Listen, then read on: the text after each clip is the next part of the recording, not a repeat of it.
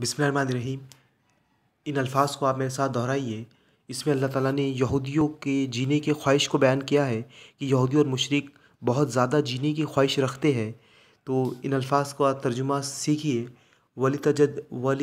وَلَتَجِدَنَّهُمْ، اور البتہ تم پاؤ گے انہیں، احرص، زیادہ حریص، الناسی لوگ، علی حیات زندگی پر، وَمِنَ الَّذِينَ، اور جنہوں نے، اشرکوا شرک کیا، یودو چاہتا ہے، احدہم ان کا ہر ایک، لو کاش، یعمرو وہ عمر پائے، الف سنۃ 1000 سال، وما اور نہیں، ہوا وہ، بمزحزحہ اسے دور کرنے والا، من العذاب عذاب سے، ایعمر کہ وہ عمر دیا جائے، واللہ اور اللہ بصیر دیکھنے والا ہے، بما یعملون جو وہ کرتے ہیں۔